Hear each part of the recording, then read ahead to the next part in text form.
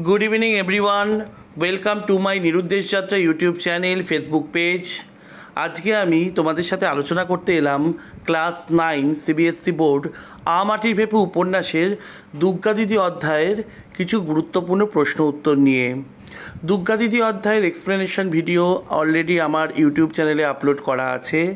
আমি এই ভিডিও ডেসক্রিপশানেও এর লিঙ্কটা দিয়ে দেবো, সেখান থেকে তোমরা টেক্সটটা শুনে নেবে, লাইন বাই লাইন একদম এক্সপ্লেন করা আছে। এই চ্যাপ্টার থেকে যে সমস্ত গুরুত্বপূর্ণ প্রশ্নগুলো পরীক্ষায় আসে সেইগুলোই নিয়ে আজকে আমি তোমাদের সাথে আলোচনা করতে এসেছি। এই চ্যাপ্টার থেকে তুমি 2 মার্কসের কোশ্চেন পাবে, 3 মার্কসের কোশ্চেন পাবে, মানে 2+3 মার্কসের কোশ্চেন আসে, আর 1 মার্কসের শর্ট কোশ্চেন থাকে, মানে এমসিকিউ। আমি এমসিকিউ প্যাটার্নে লিখিনি, আমি শর্ট কোশ্চেন করে দিয়েছি এখানে। তাহলে আলোচনায় যাওয়া যাক। আলোচনা শুরু করার আগে প্রতিবারের মতো এবারও বলবো, যারা আমার চ্যানেলটা ফলো করছো তারা দয়া করে একটু সাবস্ক্রাইব করে দাও চ্যানেলটাকে, বন্ধুদের সাথে শেয়ার করো, যাতে তোমাদের জন্য আরও ভালো ভালো ভিডিও রেডি করতে পারি। আমি ডিরেক্ট চলে যাচ্ছি আলোচনায়। এখানে দেখো দুর্গাদিদি অধ্যায় থেকে যে সমস্ত প্রশ্নগুলো আসে খুব ভালো করে দেখো। আমি কোশ্চেন আনসার করে নিয়ে এসেছি, তবে এই আনসারই যে তোমাদের হুবহু লিখতে হবে এর কোনো মানে নেই। আমি আমার মতো লিখেছি। আমি সবসময় স্টুডেন্টদেরকে বলি তোমরা তোমাদের মতো করে লেখার চেষ্টা করবে, এবং তাহলে জিনিসটা আরও ভালো হয়। তাই আমি প্রত্যেকটা স্টুডেন্টকে আজকেও বলবো, আমি আমার মতো একটা আলোচনা করছি, এখান থেকে হুবহু কপি না করে তোমরা তোমাদের মতো লেখার চেষ্টা করো। প্রথমে আমি কোশ্চেনটা এনেছি, এসব তাহার নখদর্পণে কোন জিনিসগুলি কার নখদর্পণে ছিল? আরটিসির কোশ্চেনে আনসার লেখার জন্য আমি বলেছি ফার্স্টেই লেখকের নাম দিয়ে লেখাটা শুরু করতে হবে। লেখকের নাম আর উপন্যাসের নাম দিয়ে আমি লেখাটা শুরু করেছি। বিভূতিভূষণ বন্দ্যোপাধ্যায়ের লেখা আমাটির ভেপু উপন্যাসের দুর্গাদিদি অধ্যায় কোথায় কোন ঝোপে বইচি পাকলো, কার বাগানে কোন গাছটায় আমের গুটি বেঁধেছে, কোন বাঁশতলার শেয়াকুল খেতে মিষ্টি, এসব ছিল দুর্গার নখদর্পণে। বোঝা গেল?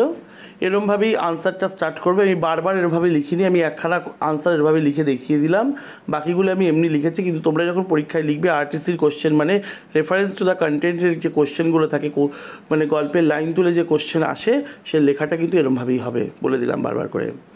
সর্বজয়া অপুকে কি খাওয়াচ্ছিল? দুধ ভাত খাওয়াচ্ছিল। দুর্গাদিদি অধ্যায় কোন দুটি উৎসবের উল্লেখ আছে? একটা সেজুতি, একটা হচ্ছে শিব পুজো। এই অধ্যায়ে বাংলার কোন মাসের কথা বলা আছে? বৈশাখ মাস। দেখবে বৈশাখ মাস বলা আছে, বৈশাখ মাসের কথা বলা আছে।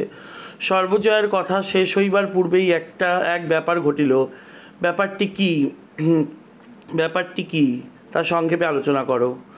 আলোচ্য অংশে ব্যাপারটি হলো, ভুবন মুখুজ্জের বাড়ি সেজ ঠাকুরন, তার মেয়ে টুনু ও দেবরের ছেলে সতু আর কিছু 4-5 ছেলে মেয়ে সর্বজয়ার বাড়ির সম্মুখ দরজা দিয়ে হঠাৎ প্রবেশ করেছিল। তারা সে বাড়িতে এসে উপনীত হলে শেষ ঠাকুরনের দেবরের ছেলে সতু ঘর থেকে গিয়ে দুর্গার পুতুলের বাক্সটি বের করে আনে। সেই বাক্সটা খুলে পাওয়া গিয়েছিল 1 ছড়া পুঁতির মালা আর কতগুলি সোনামুখী আমের গুটি। এভাবেই সকলের সামনে সেজ ঠাকুরন দুর্গাকে চোর প্রমাণিত করে এবং সর্বজয়াকে রীতিমতো অপমানিত করে সে বাড়ি থেকে বিদায় নিয়েছিল। এটাকে সংক্ষেপে লিখতে হবে। আচ্ছা, সেজ ঠাকুরন কাদের সঙ্গে নিয়ে অপু দুর্গার বাড়িতে প্রবেশ করেছিল?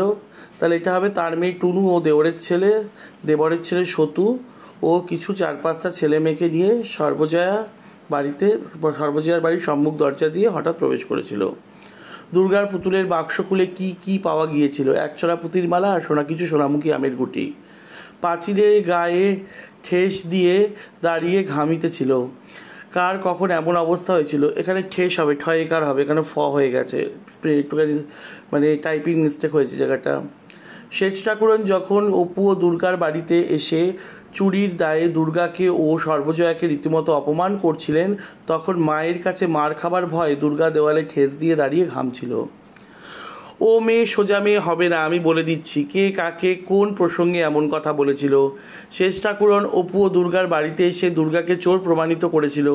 দুর্গা সত্যিই সেগুলো চুরি করেছে কি না সে কথা সর্বজয়া দুর্গার কাছে জানতে চাইলে শেষ ঠাকুরন নিজের যুক্তিকেই সত্য বলে প্রমাণিত করার চেষ্টা করেন। অবশেষে সর্বজয়াকে অপমান করে আলোচ্য উক্তিটি করেছিল। অপমানে দুঃখে সর্বজয়ার চোখে জল আসিল। কে কাকে কোন বিষয় নিয়ে অপমান করেছিল? অপমানিত সর্বজয়া এই ঘটনার পর কি করেছিলেন? শেষ ঠাকুরন দুর্গার বাড়িতে এসে দুর্গাকে চোর প্রমাণিত করেছিল এবং দুর্গার চুরির প্রসঙ্গকে কেন্দ্র করে সর্বজয়াকে অপমান করেছিল। আর এটা শোনার পর সর্বজয়া, ঘটনার এই অপমানিত হওয়ার পর সর্বজয়া কী করেছিল?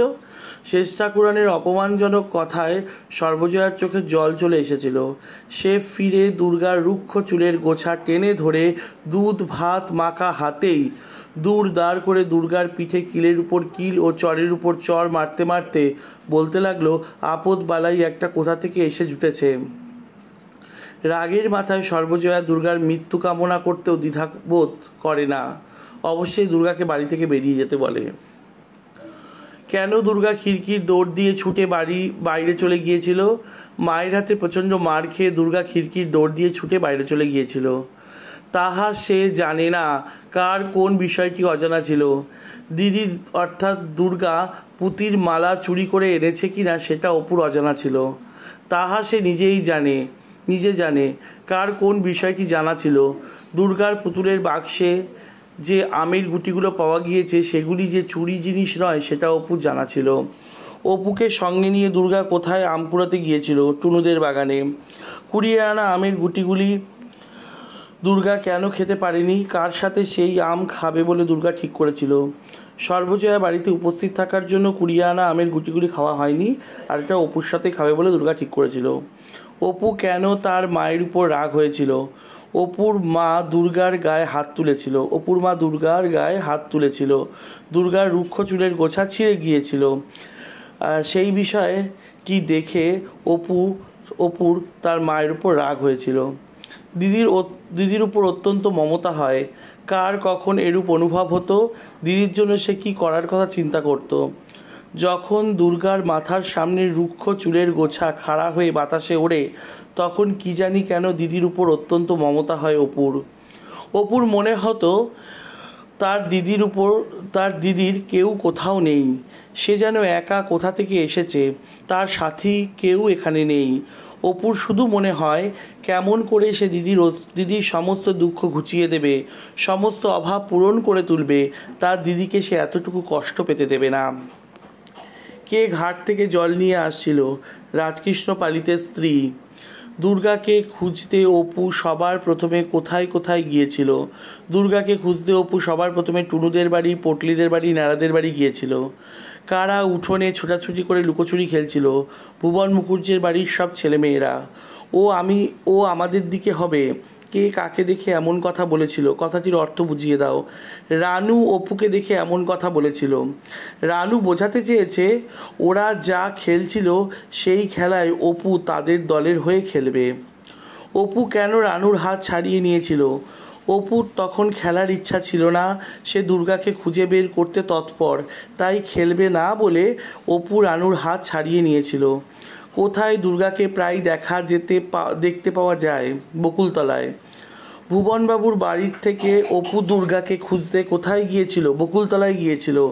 সন্ধ্যা হইয়া আসিয়াছে। সন্ধ্যাকালীন বকুলতলার পরিবেশটি কীরকম ছিল? সন্ধ্যাবেলায় বকুলতলার পরিবেশটা কিছুটা ভয়ঙ্কর আবহাওয়া সৃষ্টি করেছিল। বকুল গাছটা অনেক দূর পর্যন্ত জুড়ে ডালপালা ছড়িয়ে ঝুপসি হয়ে দাঁড়িয়েছিল। গাছের তলাটা ছিল অন্ধকার, কেউ কোথাও ছিল না। অন্ধকারময় পরিবেশে বকুল গাছে কারা পাখা ছটপট করছিল? বক। আচ্ছা, গায়ে কাটা দিয়া উঠে। কখন, কেন, কার গায়ে কাটা দিয়ে উঠেছিল? বকুলতলা থেকে বাড়ির পথে ফেরার সময় অপু থমকে দাঁড়িয়ে পড়েছিল। সামনে ছিল একটা গাব গাছ। একা সন্ধ্যের পর ওই গাব গাছের তলা দিয়ে যেতে অপুর ভয় করে। সেই কথা চিন্তা করে তার গায়ে কাটা দিয়ে উঠল। ছেলেপিলেদের নিয়ে হাওয়ায় বসে কখন কে গল্প করছিল? পটলির ঠাকুমা সন্ধ্যার সময় বাড়ির রোয়াকে ছেলেপেলেদের নিয়ে বসে হাওয়ায় বসে গল্প করছিলেন। মাছ বিক্রির পয়সার তাগাদা কে করছিল? তিনি কার বাড়ির উঠোনে দাঁড়িয়েছিলেন? মাছ বিক্রির পয়সার তাগাদা করছিল বিধু জেলেনি। তিনি পটলিদের বাড়ির উঠোনে দাঁড়িয়েছিলেন। পটলির বোনের নাম কি ছিল? রাজি। পটলির বোন অপুকে কি খবর জানিয়েছিল? পটলির বোন অর্থাৎ রাজি অপুকে চেঁচিয়ে বলেছিল সকালবেলা খেলতে আসার জন্য। তারা গঙ্গা যমুনা খেলার নতুন ঘর কেটেছিল ঢেকশেলের পেছনের নিমতলায়। আরও বলেছিল এই খবরটি দুর্গাকে জানাতে। গঙ্গা যমুনা খেলার ঘর কোথায় কাটা হয়েছিল? ঢেকশেলের পেছনের নিমতলায় গঙ্গা যমুনা খেলার ঘর কাটা হয়েছিল। সে থমকিয়া দাঁড়াইয়া গেল। কোন দৃশ্য দেখে কে থমকে দাঁড়িয়ে গেল? অপু যখন তার বাড়িতে ঢুকতে যাবে ঠিক সেই সময় অপু থমকে দাঁড়িয়ে গিয়েছিল। অপু দেখেছিল দুর্গা আত্মস্বরে চিৎকার করতে করতে বাড়ির দরজা দিয়ে দৌড়ে বেরিয়ে যাচ্ছে। পিছনে পিছনে তার মা কি একটা হাতে করে মারতে মারতে তাড়া করে ছুটে আসছে।